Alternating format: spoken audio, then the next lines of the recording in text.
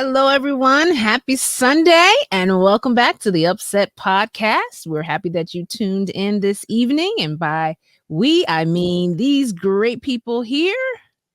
Hello, my fellow family. How they do? Hi, how's Good everybody? to see everybody. Yes. I thought she was going to say our favorite, because she didn't say that. We're just these people today. Yeah. I got to spread it out. I don't get too sweet too fast. But unfortunately, GP's not with us. But we'll catch him next week. Actually, he's leading out next week, so we're looking forward to that. But GP, are you with me? Oh yeah. So has everyone been having a pretty good week? What's been going on with everyone? That's interesting. Enjoying the weather. Oh my goodness, beautiful PA, weather. beautiful Weather. Well, don't put your sweaters away. I know. Because it's going to drop down again. I think another 3-4 days. And even as we're enjoying beautiful weather on the east side, out west in the Plain States, they've had over a foot of snow. And so, oh wow, it's so crazy to think about.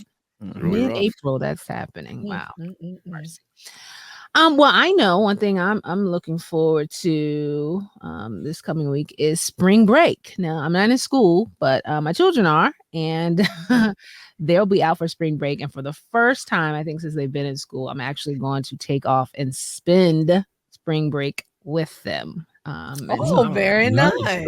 I'm looking forward to that. What a mom. Yeah. So you're trying to go back home from where you just left? Hey, Marlene, the next week next week Sunday we're gonna see her. She's gonna have all gray. No. Sorry, Chuck. Had nothing to do with you. I'm just saying. Oh, listen, I color this stuff every week.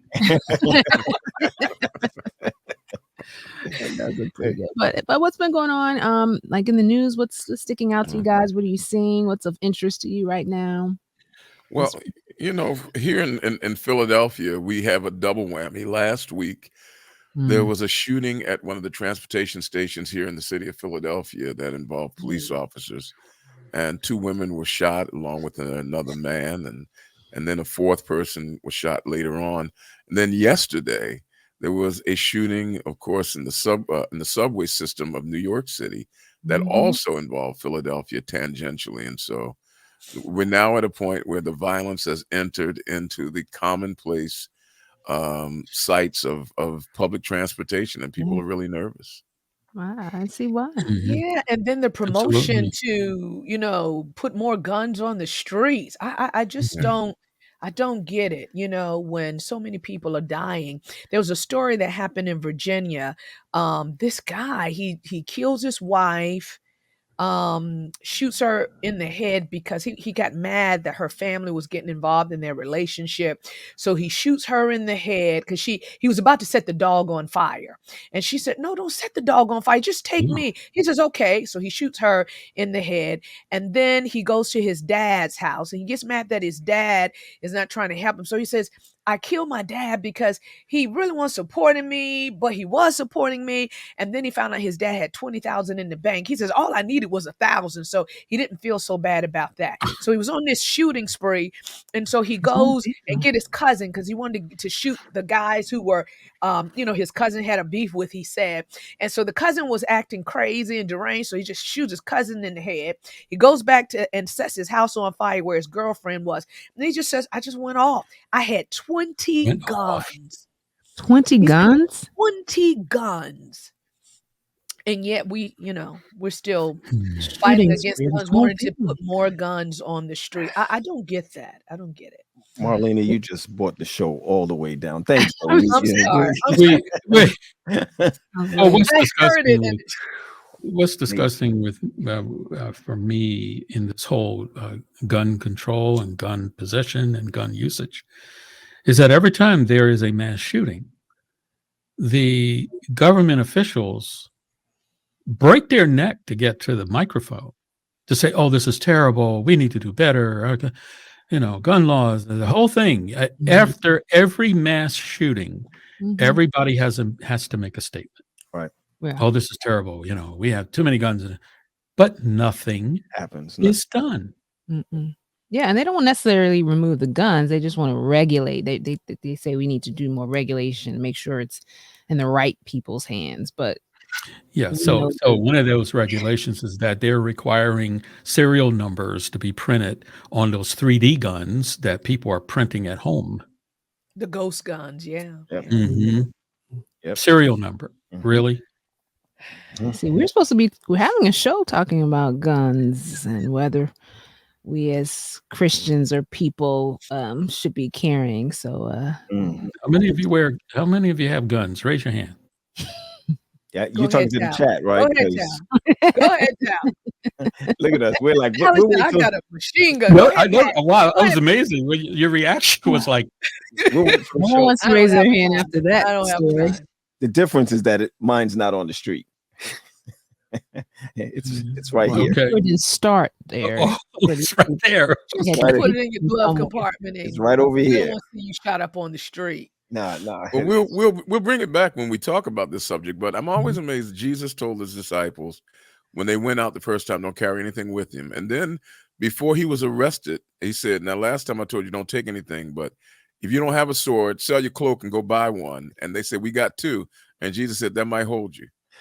Now, I'm concerned. I'm not sure how to translate that, but by the time we talk about it, I'll have something for you. Yeah, let's talk about it after Easter and then see. Yeah, that might hold you. Figurative purposes only. I like that though. I like that. Yeah, We got to study it before Yeah, at Tally least, does yeah, and we comes gotta- back and tell us something crazy that we can all pack guns and those kind of things. I am absolutely opposed to guns, especially if the other guy has one and I don't. I'm really Sure opposed right. to them. Yeah. You know, So- study shows that though that people who have guns in the home, the chances of shooting someone in your house increases. And But see, that only oftentimes, makes sense. If you don't have one, then you can't shoot anybody. right? I mean, But that always gets me. but you end up The person who killing has water has a innocent greater people. chance of getting wet. Wow. or drowning. What? Yeah, I mean, so But sometimes it's self-inflicted. Like, they're messing with it, they don't realize it, and it ends up. Well, that's a lack of training and careful usage. That's like, people who have cars are more likely to get into car accidents. Let us therefore get rid of all of our cars. Yeah. I mean, the Accidents reasoning do happen too. Yeah. Let me ask you. Bottom line is that it is a terrible state of affairs here. It certainly is. I mean, we have become an armed camp, and but I'm still interested in that conversation. I look forward Along to with all of that, I just say support mental health. Indeed. Absolutely. So what do you have And for us? before we go to that, the guy on the New York subway, doesn't he look like he might be Adventist? I was scared. What? Oh, I didn't even know that they look. Why did I don't know. I mean, why did Marlena has some Caribbean, no jewelry. Marlena. I was scared. It's one thing to drop it, but then to step in it after you drop it. Marlena, when my mom saw it come up, when my mom saw it come up, she was like, do I know? I know, right? He looks familiar. He sure does. He looked like any. He looked like any of our deacons. I just that's not good. I didn't know. Thank you for joining the last Upset podcast. We wish you all well in the future. I kept saying, I said, Lord, please don't let him be Adventist. He looked like one of us. Oh my goodness. Clean shaven, all that. Yes. Wow. Well, I'll tell you, he terrified a lot of people, and it's it's terrible. Horrible. It's horrible. And just so our audience knows, you may have guessed it by now, but we are not live, but we still encourage you to put your comments and responses into the chat. We love reading them, and please continue to do that. We hope you are enjoying your Sunday as we are right now. But let's go ahead and jump into what we're talking about today. The world, some in the world are celebrating something special on this particular Sunday. And hey, why not talk about it? So Tally, break it down for us. No, absolutely. I mean, let's go ahead and call it what it is. All around the world, there are people who are coming together to celebrate something that's called Easter. It's a very interesting name, and because we are people of the book, we do what we should always do. We turn to the Bible to try to figure out why we are doing what we're doing. And we all know that Easter centers itself on the celebration of the resurrection of Christ. After he was crucified on what we believe to be, based upon biblical presentation, we know it was the day of preparation when he was crucified, which made it a Friday, and that he was resurrected on the third day, which made it a Sunday. We come together and we pay honor to the fact that our Lord was crucified and that he was resurrected. But when it comes to Easter, we locate our thoughts in the Gospels, where we hear about, or where we read about, at least, the fact that early on the first day of the week, and we turn now to Luke chapter 24, verse 1 through 6, and it says, on the first day of the week, very early in the morning, the women took the spices they had prepared and went to the tomb. They found the stone rolled away from the tomb, but they did not find the body of the Lord Jesus. Suddenly, two men in clothes that gleamed like lightning stood beside them and said to them, "Why do you look for the living among the dead? He is not here. He has risen." Amen. And from these words, since that time, people have celebrated the resurrection of Christ, and we have come to call the celebration of that resurrection by the name Easter. Now, that's a very curious name, and it's a very curious thing, because when you really think about it, ladies and gentlemen, the word Easter, let me ask a real quick question to our upsetters. Does the word Easter appear in the Bible at all? Upsetters? No. Ah, Word. Not the actually, word. it does. The exact word. It actually does, but it actually doesn't. So you were right, Okay. even though you were wrong, and wrong, even though Are you were you right. looking at the King James version that the If you are Christians looking accept? in the King James Version, Mhm. Acts chapter 12 and verse 4, it makes mention of the fact that one of the Christian brothers was going to be held over Easter. King James translates the word Pascha as Easter there, Mm. putting an absolute English or Western gloss on an Eastern concept. Pascha is the word translated throughout all of the New Testament as Passover, from which we Mhm. get the Paschal Lamb. And so we find it that one time in the book of Acts, chapter 12, verse 4, only in the King James Version, and it really shouldn't be there. That's a poor translation. So when you really get down to it, ladies and gentlemen, the word Easter has really no biblical foundation whatsoever. Mhm. It doesn't exist biblically. So you have to ask yourself a question. Here's a word that is now representative of the second biggest holiday in the Christian calendar and the longest holiday on the Mhm. Christian calendar that does not exist in the Bible, that has given us a litany of activities, including the 40 days of fasting of Lent, Ash Wednesday, Palm Sunday, Holy Week activities, Maundy, Thursday, Good Friday, and then, of course, we wake up early in the morning, some people do, to go out and to worship for sunrise service. How do we get all of these things out of a day that doesn't appear in the Bible? And let's not forget to add two other items that come to mind when we think of Easter: candies in a basket, Easter eggs, and also bunny rabbits. And ask ourselves the question: what do chocolate eggs and bunny rabbits have to do with the resurrected Savior? Okay, we'll take a look at it. When we talk about Easter, the word Easter actually is a corruption of another word, and that is this word, Oster. Mm. Mm. That is a Germanic word, and it comes from the fact that there was a goddess, the goddess Oster, who was an 8th century personality who was worshipped as the goddess of the dawn. And that's because now, folks, you got to put yourself in the mind of ancient people. They did not have science, at least not the common people. And in the absence of science, you make up stuff. You come up with myths. If you hear thunder, you say the gods are angry, or if lightning flashes, you say that the god is throwing light in your direction. And people in antiquity always worshipped the light, and they always worship that which gives life. So springtime, when the days started getting longer, when the weather started getting warmer, when the crops started to grow again, was a time of festivity and worship, and they would create gods that would personify light and life. And one of the goddesses in Germany was Ister or Oster, according to how you decide to pronounce it, right around the 8th century. But the fact of the matter is that this goddess was not the beginning of the worshiping of life during the spring, because it started a whole lot earlier than that. If you go back into time, we check out this fellow right here. Now, we're talking thousands of years before Christ was even born. There was a god, and I use that term in quotes, by the name of Tammuz.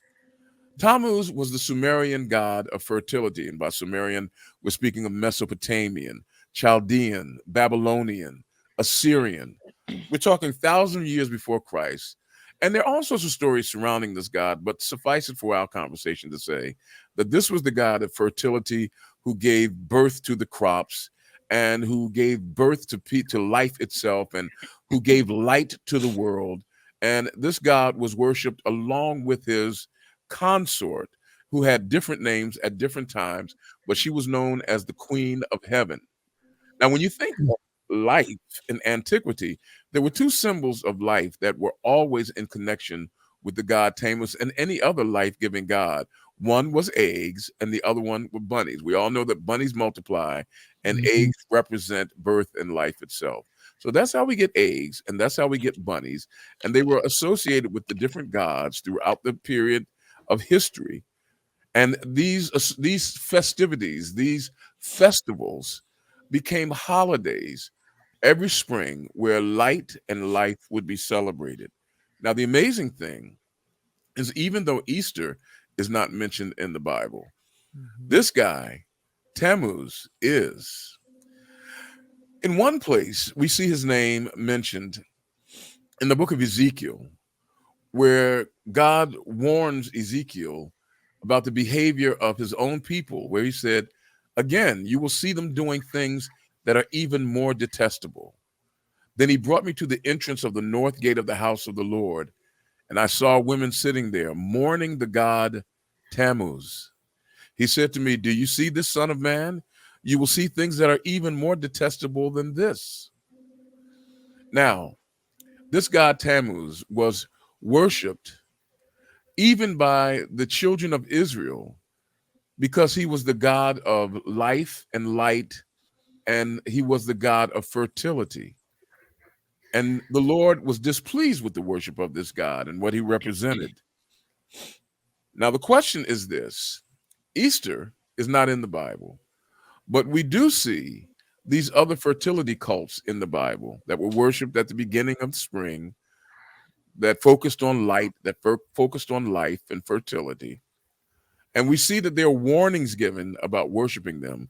The questions that we have to ask ourselves now as we celebrate holidays that are not based on the Bible, but that come from other practices: do we need to purge ourselves of all pagan practices? For example, all of the days of the week are named after pagan gods or something pagan. Do we need to purge ourselves of all pagan practices? We have to ask ourselves the question: if an idol is nothing, then why are we worried in the first place? This is what the Apostle Paul said when they were talking about food that was offered to idols. He says an idol is nothing, so don't worry about it. But if your conscience bothers you, worry about that. We have to ask ourselves that question. And then last but not least, we have to ask ourselves, if we are using these practices that are based on idols, and idols are nothing, but we're using the practices to teach people about the Lord, isn't that good enough? Isn't that okay? If we're taking something that is worthless and meaningless and giving meaning to it, shouldn't we congratulate ourselves for finding a way to use it as a teaching tool? These are the questions that lead us into our discussion today about Easter. What say you one? What say you all, my upsetter friends? And for the noise in the background, I apologize. There are people working right outside of my house. On Easter? Well, shame on you. On Easter. Well, it's an idol and it's nothing. So, well, Professor Telefero. Yep. Go ahead with that. I want to know, when you talked about fertility cults, the Upset podcast showed up in your I graph. know. Is that is Some type of- that like in your window? Just wanted to know. I mean, because it's fascinating. I mean, I've learned a lot just in the few minutes that you spoke. But when you said fertility cults, and there goes our logo. Well, we have We're very fertile okay. minds. We have very fertile minds, and every once in a while, agree with Pat that. will introduce something that reminds one of that which fertilizes. But I mean, but truthfully speaking, we have to not be so hard on ancient people and their practices, because they didn't know better. I mean, and they were trying to come to grips with natural occurrences for which they had no explanation. And so You're talking about the children of Israel or other nations? Other nations, and even the children of Israel. I mean, I want you to think about it. The Ten Commandments, when it starts out, it is not monotheistic. You shall have no other gods before me. You hear that language? Before me, which implies certain things. It took them a while to get to the place that, wait a minute, there really is, only one God. I mean, the children of Israel often would say that their gods are, our God is greater than their gods. I mean, there was a sense that there were other gods out there. People develop, people grow, and so it was so important that the sun would shine and that it would rain at the right time so that the crops would come in. Because if they didn't, you couldn't import fruit from Chile in those days. You had to grow it or you died. And so they really went out of their way to have these celebrations to appease the forces of nature that they called gods. And that's how they came up with these Easter celebrations, the celebration of fertility. If your flocks and your herds didn't multiply, you died. If your crops didn't come in, you died. And so they would make up things, myths and legends, to try to hopefully, kind of sway things in the direction of their own interest. Yeah. The question now becomes, now that we know better, are we in sin if we do what they did? If we, for example, we still call it Easter, if we allow our children to play with Easter eggs, or play with an Easter bunny, I mean, are we in sin, and as they were in sin? Yeah, that's heavy. I mean, I have to say, when I'm, every time we kind of dive into one of these holidays, of course, most, if not all of them, have some pagan roots. I always come back to, what is my intent in quote unquote celebrating this holiday? I mean, growing up in the church, even though I saw those things happening around, the Easter bunny and all that stuff happening around, not necessarily in my church, but in my neighborhood, I knew that the way we celebrated Easter was focusing on, the resurrection. So so when I heard Easter, for me, my focus was on Jesus crucified and rising again, and the 7 last words and all of that emphasis. And so I never had a problem using the word Easter, because for me it conjured up those images, and that's how I associated with it.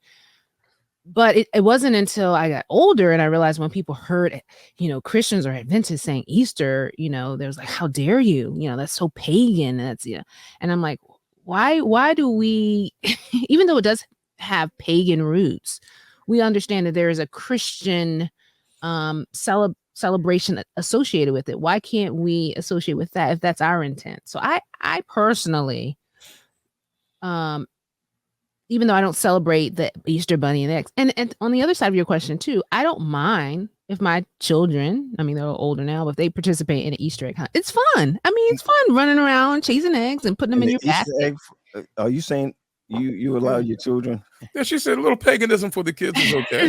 I mean, they're not worshiping them or stuff. For them, they don't even know that stuff. No. They just know this is hide and seek. That's how they see it, like a hide and seek game. I think it's, if you're teaching them, this is the fertility, like that, and that's a whole nother level. But yeah, I don't In know. that very same text where it talks about they are worshiping Tammuz, it speaks of the priest who would turn their backs on the temple to worship the rising sun. And you remember the song, "When I fall on my knees with my face to Mhm. the It's the rising rising sun." sun. Mhm. What does that have to do with? Really, but it sure sounds good in church when you sing it. It's Let a, us I think they break Mm. took out, I bread think they Jesus took out coming the together. from the hymnal. east. The I think they sun took out rises the in the hymnal east. because of it. Mm. You Marlene, can see, Nick. I think they either took it out the hymnal or changed the words No, did they it's take it still in out? there, buddy. We sing it with every the same communion. It's words in still it. in there. It's Or still in remember the there. little children's song, "Hot Cross Buns"? Yeah, one a penny. Well, Hot Oh yeah. Cross Buns. I mean, I'm reading from Jeremiah now. Jeremiah, there's several passages. Jeremiah 7:18, it says, "The children gather wood and the fathers kindle the fire and the women knead their dough to make cakes to the queen of heaven." Jeremiah 44:17, they burn incense unto the queen of heaven. Jeremiah 44:18 speaks of the queen of heaven. Jeremiah 44:19, we burned incense to the queen of heaven and poured out drink offerings to make cakes to worship her. Do you know what they would do? They would make sweet cakes Mm. and they would put them in the form of a cow or the T. The letter T to stand for Tammuz, hot crossed Oh bun. wow! Oh wow! I never knew Amazing. that, So Nick. so Tasha, You just taught me something. when your children are, Not when they much. run around calling on the name of that pagan god and making those hot cross buns, Tasha's Um, saying, yeah, Nick, I want to ask you a question. Is there any correlation or biblical foundation for the time of year that this is celebrated? oh In yeah, at least in Western culture. yeah, everything. Every culture has had fertility celebrations Mhm. when the crop when the land would give birth again. Typically, for example, the Egyptian culture had Isis and Osiris. The Sumerians, of course, had Tammuz. The Germans had Easter. The Greeks had Adonis, and that is the way they dealt with the seasons. Is that some god would die during right around December and go to the underworld, and everything would die with him, and then there would be a Mm. rebirth of that god sometime in the spring. And it was very important because if that didn't happen, your crops wouldn't come in. So So is that correlating the resurrection with spring? Is the that res the the resurrection, springtime? coming life coming back, which is Mm. why I mean the return to life is why people began to, as I believe, I forget who we were talking about in the green room earlier. People would buy new clothing. Right. Right. It was a return to life, and typically there would be very colorful clothing. That's why we have our Easter bonnets and our Easter clothing, Mm. because Mm. Pastel this colors. weekend down at Oakwood, everybody will be celebrating the return to life, buying clothes that they can't afford, renting cars to make themselves look like they're more successful than they are, so that Oh all of boy. their friends can think that they're doing well and that they've come back to life. Yeah. Yeah. Mm. Well, I guess I was Heathens. narrowing my question to the way we treat the Christmas during December and the resurrection during the spring. Now, I understand what you just said. So, biblically, when did the resurrection take place? Biblically, the resurrection took place the third day after the Passover, Passover. Mhm. because we know it was Which was Passover. about where on the calendar, though? This Right is Where? about right springtime. now. Yeah. Okay. I mean, but Springtime. they Okay. use the lunar calendar, so it could shift a Okay. little bit, but Hmm. but Hmm. it was, it was Passover.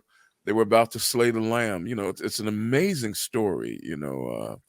When Jesus died, all of the priests all of them would have, there would be hundreds of lambs that would be slain at one time.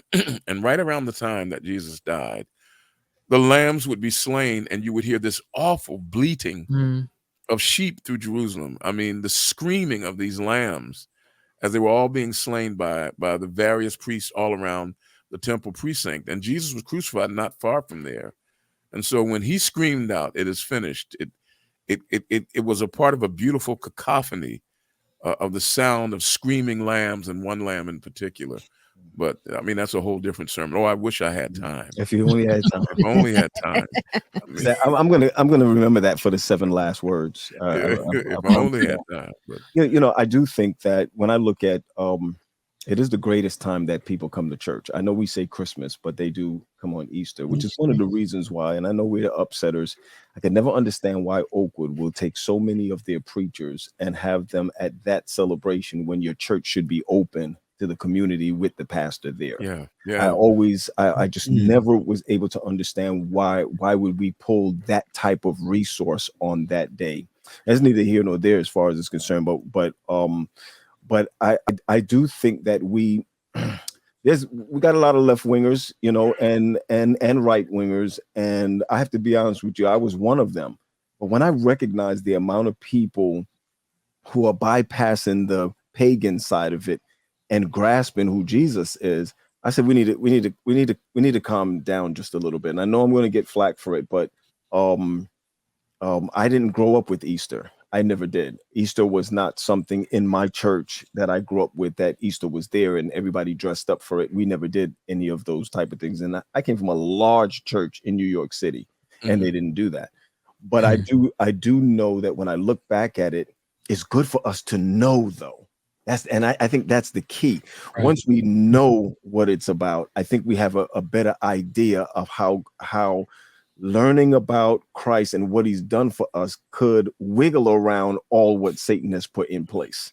And I always look at him as greater than lesser. So I think if we can stop teaching it like, don't do anything on Easter, don't do anything on Christmas, etc., and put Christ as the head, I think we could move forward with that. And I just want to say real quick, Tally, I know you're about to take us someplace, but as a pastor, I think it's wise to take opportunities like this because Jesus did die and he was resurrected.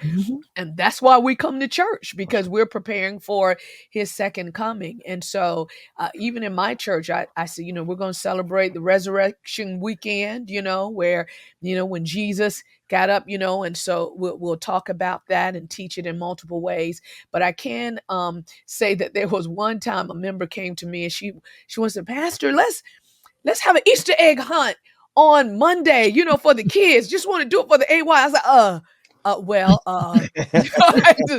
like, and then I had to, teach the whole thing about the egg, having nothing to do with Jesus. And so I said, I don't think that would be the right idea for the youth. Now, coming up, my mom did buy us a new clothing thing, Jesus resurrected. It's a new thing.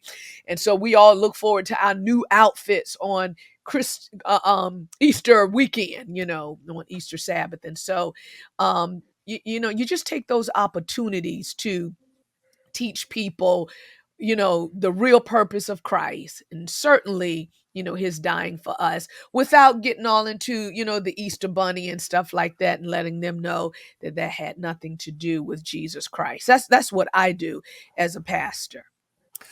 Let me read this passage of scripture to you godly men and women,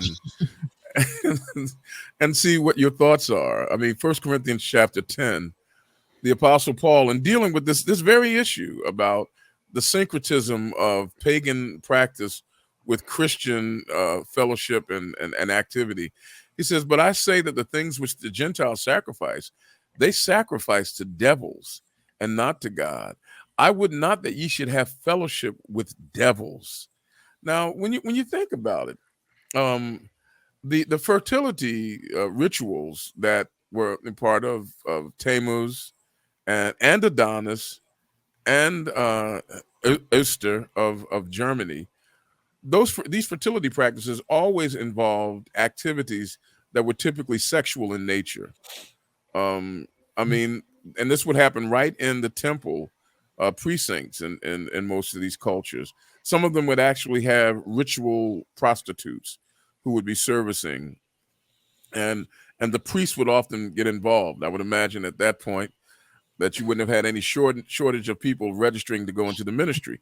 But these sexual rituals would take place every spring, I mean, throughout all different cultures. And all of these practices, the bunny rabbits, the eggs, the Easter, and everything, were associated with practices that many would call demonic. Is it okay then to use the language from those demonic practices in today's culture?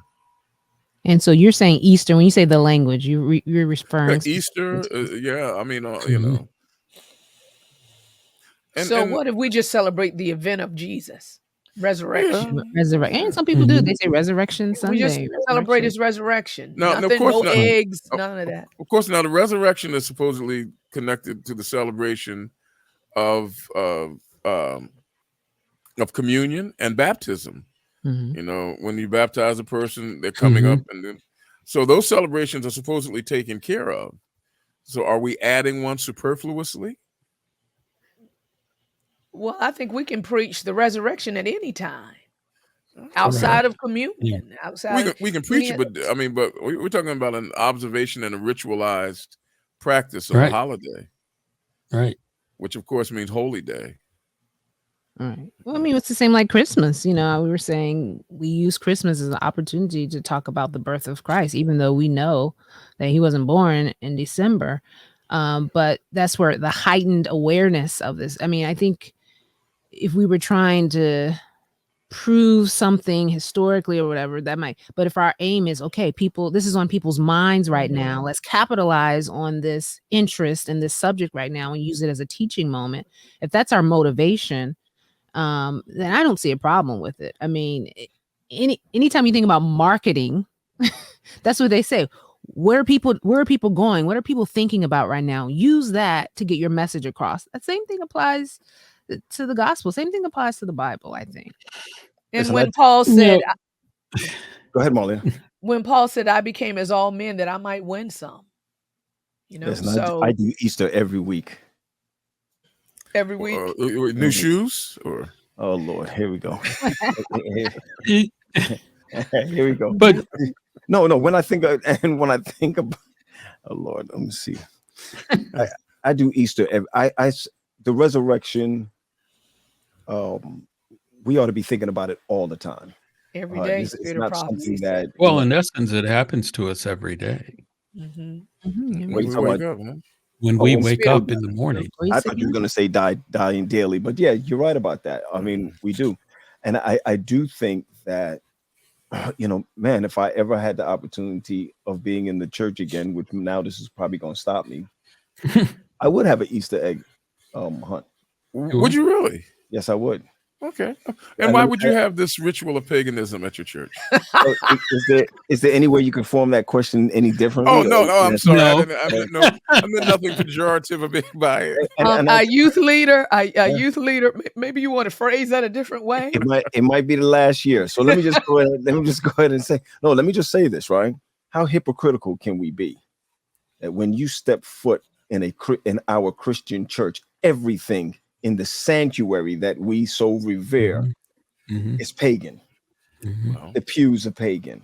The pulpit is pagan. these aren't pagan. The podium, everything that we have in there is pagan. Is pagan. On the sides of the pews, it has the like what? Don't say it. Pews aren't pagan. Where are you? Why do you say pews are pagan? They're just benches. No, I'm glad you said that. It came from the trees that They're they pagan. sat there No, with. I'm glad you asked. Pagan No, benches. it's in the shape. It's coming straight from the same worship that's coming from pagan worship. The way it's set up. But pews? Yes. Yeah, Nick, I know you know a lot, right? But let me just tell you something. No, really. And you know Look, what? I'm here to learn, and you're here I to really teach it. should I have want came to know. with it. The way that pews are set, it came from Roman. It came from Rome. The way that it's set. Even when you go back and you look at the way that the Catholic Church is put together, the pews are set a certain way, and we copied that.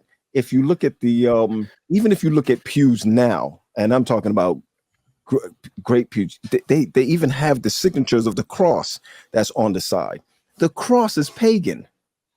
The Come on, cross is pagan? Of course it is. Hold on a second. Let me call Paul, the Apostle Paul, and tell him Hey, Paul, you're gonna have to give that up. Are you just talking about the cross symbol is paganistic? The majority of the symbols that, listen, you can go to an Adventist church right now. You got a Jesus there, if it is Jesus, with the around his head. Oh, the You got halo? Mary with the halo. You got Mary, if it is Mary, With the halo. with the halo. Is it Mary? It's in our churches. Is it really We who don't have she is? Marys in our churches, do we? Of course we do. You can walk in I haven't, stained I glass haven't, windows. I haven't Well, seen there's many. some, That's yeah, because we there's bought some the church from churches that have somebody else. purchased Yeah. churches that were owned by other congregations, and Pat said, they, you like buy the that church, original go break them builders. windows. But it's still there. Right. It's still there. Yeah. And some of those churches, and of course, not because of who's on it, those stained windows are insured, highly insured, right? I mean, they're not regular windows, right? They're paintings, they're actually paintings that's there. Well, let me just say, because I don't even want to get into the depth of it. We give Satan more credit, and we give satanic rituals more credit than we do Jesus. And I think that the more time we spend on what we can't do, we don't look at the things that we can do. So let me go back. Will I have an Easter egg hunt? Sure, I'd have an Easter egg hunt. Why? Because if I can get more community children to get on the grass of my church, if I can get them in the door, I'm going to go ahead and do it, even if it seems deceptive for that to happen, right? Because listen, we do it with the big tent on the outside. We play Even if you had to dress up in a bunny outfit. Yeah, I used to be the mouse on what's that place called again? No, I want to know. Alice in Wonderland. Chuck E. Cheese? No, Chuck E. Cheese. I used to be the mouse at Chuck E. Cheese. Okay. I was wondering. So I mean, and they Are told you us. serious? I Are you used to be serious? Yeah, they told us not to take off the helmet, the hat, because if you took it off, then it would traumatize the Oh yeah, kids. Yeah. it does.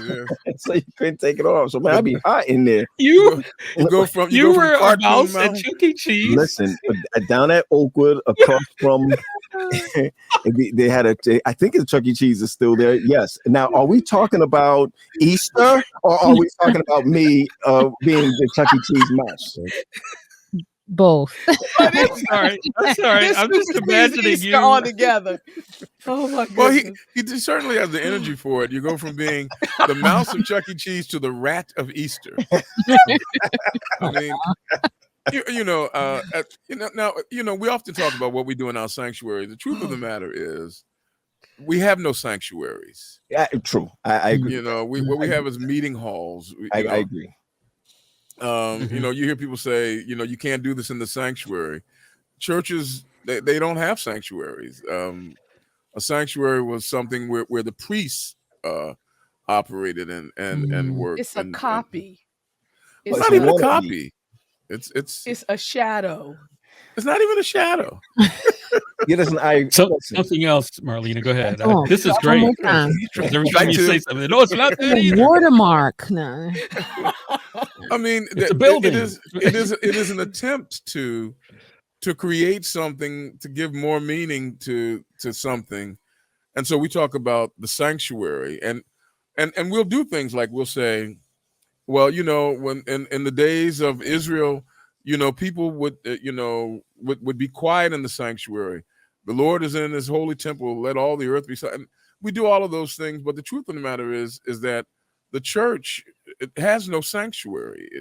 And when you think about the New Testament church, it has no church. It has no building. It is people. The people are the holy place. Here we go. You're gonna take us down a rabbit hole. You're gonna take us down a rabbit hole if we go down there. Well, maybe we'll get some pizza. But it's so the truth. It is. I mean, didn't we find that out with the pandemic? We did in a real way. Yeah. The people. It is the gathering of the people. The ecclesia is the gathering of the people. That's what it is. That's right. There were no buildings. I used to love it when churches. I've been involved in 4 church building programs, successful in 2. Two I was able to emerge victorious, and 2 other ones were victorious over me. but I would love it when the members would say, we need to have a biblical building program like the New Testament. And there is no building program in the New Testament. Better believe it. All of the saints were thinking they were going to heaven next week. Nick, can And you they never even thought of building a church. And they never Nick, be thought of careful it. with that, okay? Because I still get paid on the 15th and the 30th.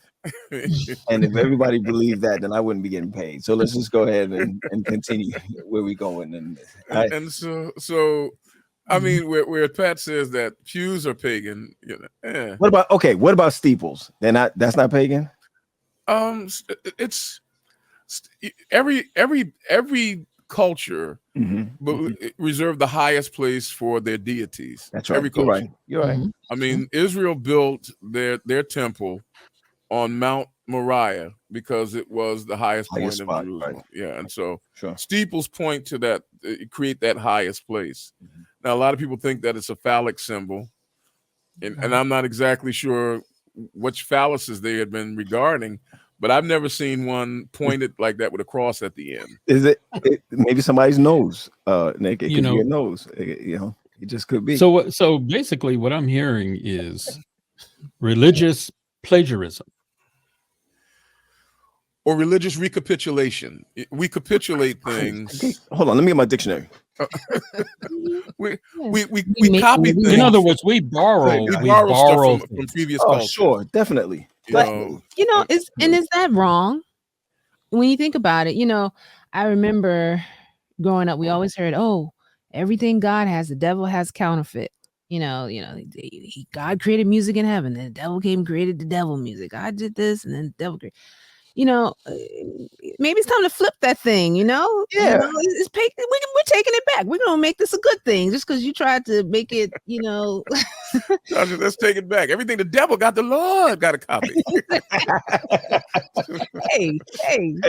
I mean, we know he has but something. I'm serious. If we're really looking at salvation, the end game, right?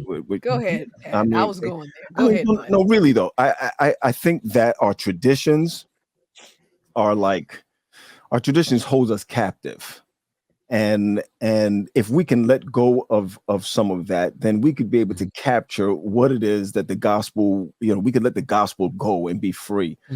Easter, no, I've never dealt with Easter before, but man, can you imagine what you could do in your community with the word Easter? How great it would be at West Church if Nick would dress up in a bunny suit. I'd be there. I could be a the one thing artist named Bad Bunny. Yeah. No, really, really.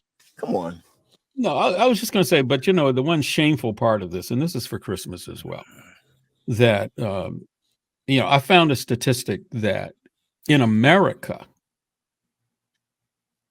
the average Americans are spending upwards of $3 billion, not million, $3 billion on Easter paraphernalia, between outfits and eggs and candy.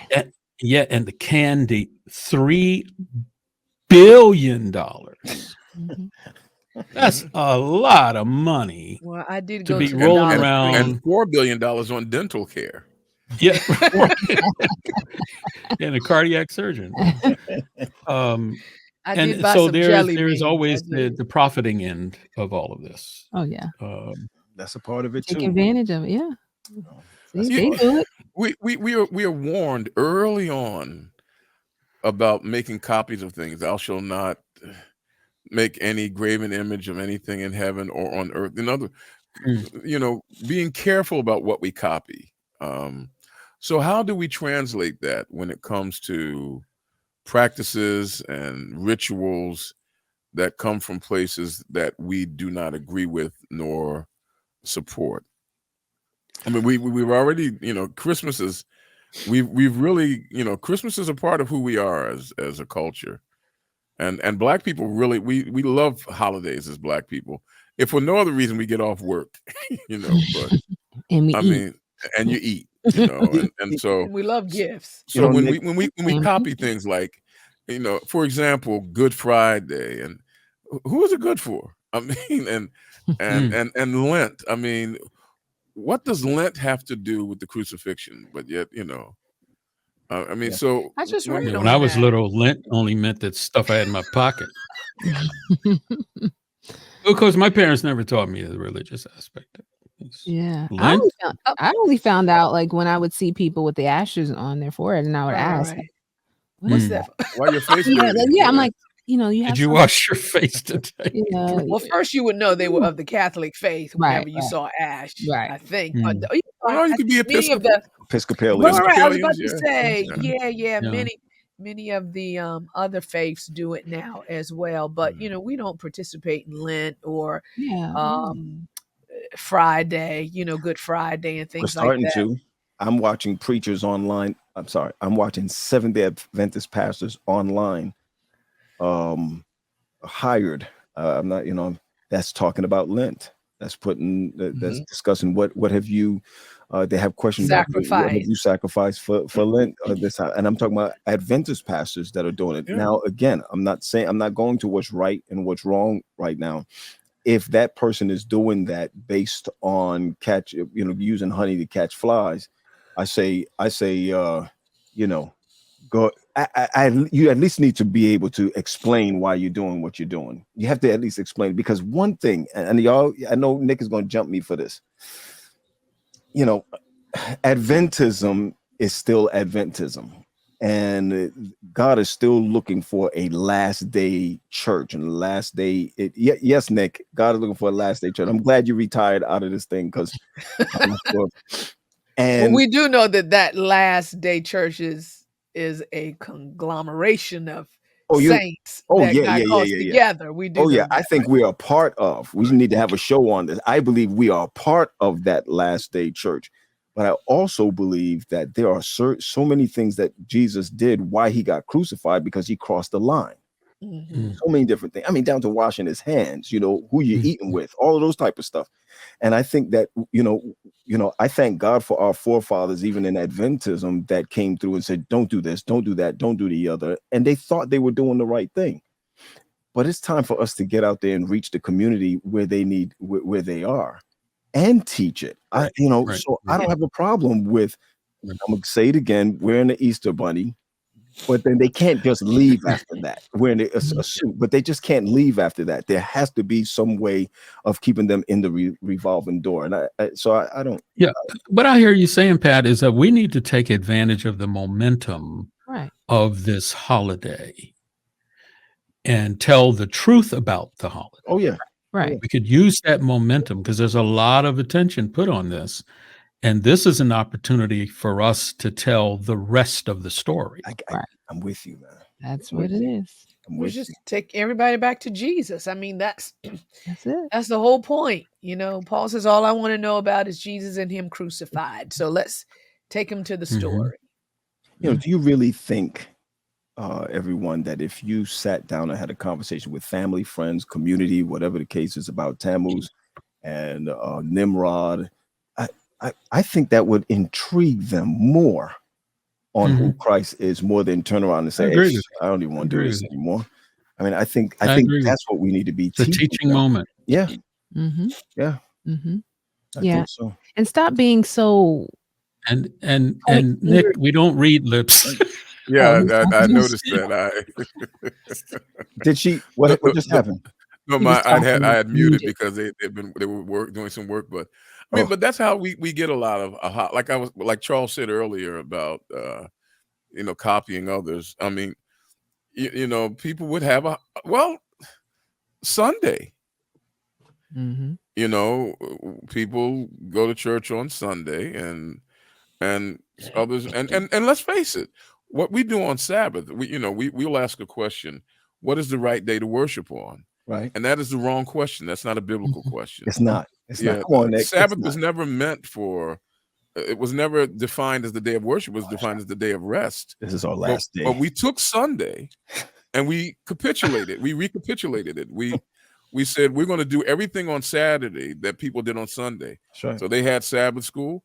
I mean, Sunday Sunday school. We school, had we did Sabbath Sabbath Yeah. school. school. Yep. They had Right. afternoon program for their youth. We Right. created MV or AY. Yep. And Yeah. what we did was we created a day of intense labor on Sabbath that actually took Sabbath out of its purpose, which was rest, and turned it into a day of intense activity because we were Well, we're copying supposed to something. rest on Sunday.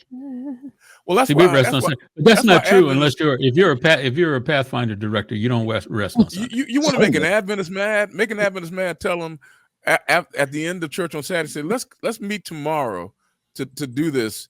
Because man, for an Adventist, man, they cannot wait for the sun to set Sunday, so that they can rest Sunday on is Sunday. the true Sabbath. Yeah. For those who are working. So I was about to say, watch it, Pat. Watch it. You pull that clip right now. It's gonna go viral. Right, they're gonna take that and it's gonna go viral. Right. Let me tell you. You ever see the meme? This is how much we caught up. You ever see the meme that says, "I see you on Saturday," as an Adventist, and they're looking like, "What? Did you just say the word Saturday?" It's almost like saying Saturday is a cuss word if you don't say the word Sabbath. Yeah. But the point that I'm making is that if you are willing to take the practice of heathens and pagans and translate it into something meaningful, and is that what we did with Sabbath, the way we keep Sabbath now? Because Sabbath, going to church on Sabbath, which occasions having to that was totally, it didn't become a practice until the 6th century BC, when the Jews were taken to Babylon. It wasn't a practice. On Sabbath, you stayed at home in your tent with your family. So maybe we need to rethink the way we are doing Sabbath observation. I agree.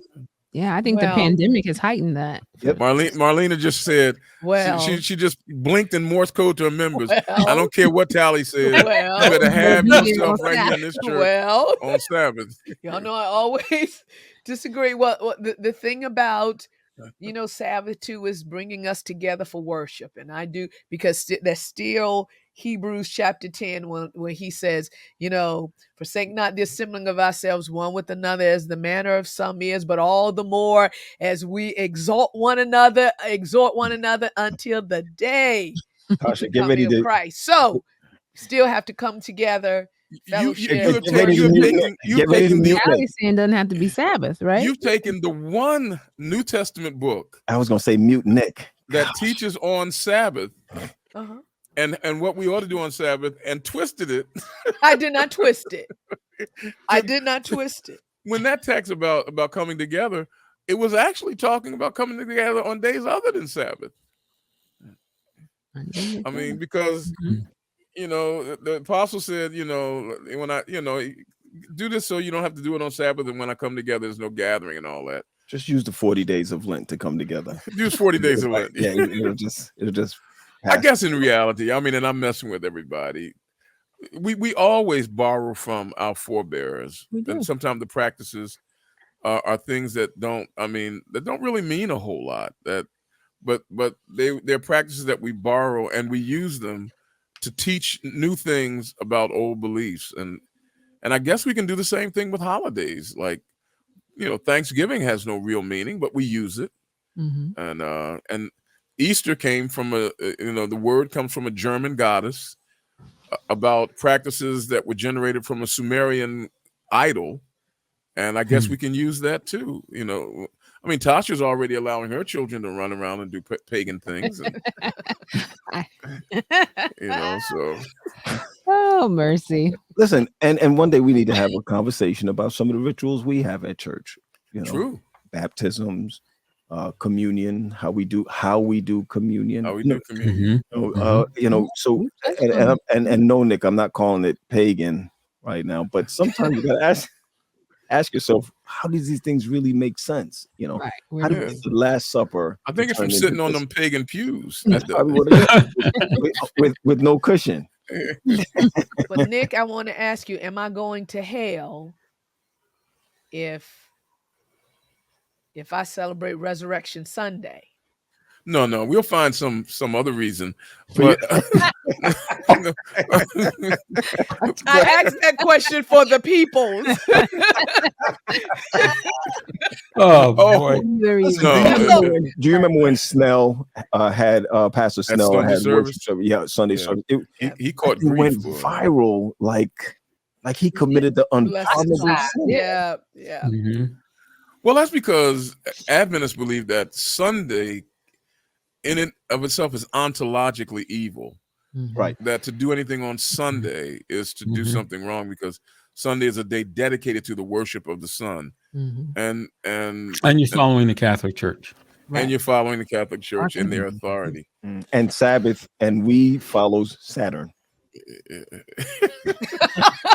How else you want to do it? Listen, the pandemic has taught me. Sabbath means 7, dude. Yeah, I got you. But man, I tell you, the pandemic has caused a lot of people to rethink and reset and evaluate. Yeah, we ought to do a show on that. What has the pandemic done to us in a positive sense and in a negative sense? And the positive sense is then what did the pandemic do for us? Because I do see so many paganistic things in Nick's apartment. I'm looking in the background and I see the steeple right next to his head. There's phallic symbols and the buildings. He's worshiping the clouds. Look at that. His head is up. Oh, that's the beautiful landscape of Philadelphia, isn't it? Nick? That's pagan. I think so. Yeah, that's pagan.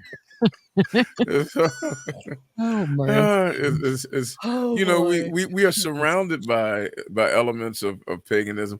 I mean, for example, there are things in the Ten Commandments, in the law of Moses, that came right out of the codes of Hammurabi.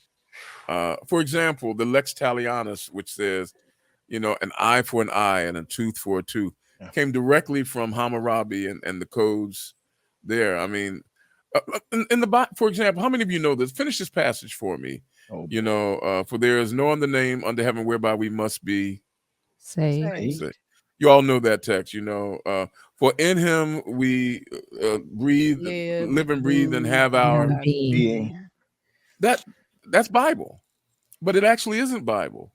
Paul was quoting from a Greek poet trying to impress the people on Mars Hill. That was a direct quote from a poet trying to impress them, but now it becomes Bible. And there's no other name under heaven whereby we must be saved was a part of the Roman pledge that soldiers took, except it didn't have the name Christ. It would say Caesar, for there's no other name under heaven whereby men are saved. And it would say Caesar. But Paul took it and borrowed it and then applied it and made it Christian. So then we can have do the same. And borrow if we use it in the right. Borrow, yeah. So we can go ahead, because I did this in my third Elder grade. Snell borrowed Sunday. And, we used to have dye. This is true. I mean, we used to go get dye in school, and you take I'm scared what's going to happen here. But go ahead. You hard boil the eggs, and you dip the first half of it, so that it can get the dye, and then the after it dries, you turn it upside down and you put it in. Nick, you never did this before in Philly? Right. Multicolored devils. The devil. Thank you. Deviled eggs.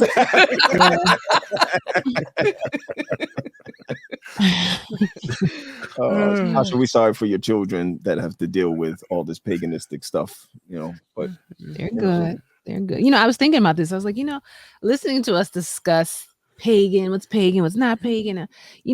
Sometimes people get lost in the weeds of trying to figure out, well, what should I do? What shouldn't I do? And it's like, sometimes we got to just bring everybody back to what really matters. And, and then we ask ourselves what really matters. And for me, it's believing that I have a savior, Jesus Christ, that he's coming back for me. And I'm going to live my life every day with that hope and share it with others. And letting that motivate, letting that dictate what I do, and not get so caught up in getting caught up in pork and all of that stuff, and liquor and gambling. I mean, Tasha said, keep this thing simple. Yes, you got to worry about all of that. No. 10% stuff and all of it. But Tasha, you have a very good point. I mean, we see people come, out of other churches into Adventism, and man, they're stripped clean. They can't do anything. What? Anything. They question everything. They don't even. We forget. And we were raised that way, so we're used to having nothing, right? So you take some people to come and they have nothing, and we make them feel so badly about certain things that they The continue way to we do. present it, yeah. Well, Yeah, if we could just teach them Jesus Christ. the Apostle Paul said, and maybe we can begin our conclusion on this. Finally, brothers and sisters, whatsoever things are true, Right. whatsoever things are noble, whatever things are right and pure, lovely and admirable, if they're excellent or praiseworthy, give yourself over to reflecting on these things. And seeing Pat in a bunny outfit, The mouse is it. oh, the mouse outfit, yeah. But he said he'd become a That's it. bunny on the church lawn for the kids. I think that's lovely and admirable, and I mean, if the kids are having fun, I mean, and they're not, worshiping Beelzebub or, Exactly. or Tammuz or somebody, then I guess we can have fun with it. I think so too. Yeah. Well, this is a great discussion. I mean, I hope those who are watching, I'm looking forward to hearing what you have to say about the topic, how you celebrate it, how you feel about Easter, or even using the word Easter, or if Resurrection Sunday is your preference. It's always great dialogue, but the point is not to get so hung up in it that we create angst for ourselves around these holidays as they come throughout the year. And but I really appreciate it. I learned a lot, Tally. I always very good, Tally. Always learn a lot. Yeah. Fun to do. We have to just make sure you didn't write that dictionary that you looked at, but other than that, good information. And we always want to put it out to our viewers. If you want to reach out to us either about this show or some recommendations for another topic, email us at upset@aecsda.com. And please. And if you're angry with Nick Telefarrell, just say "in care of."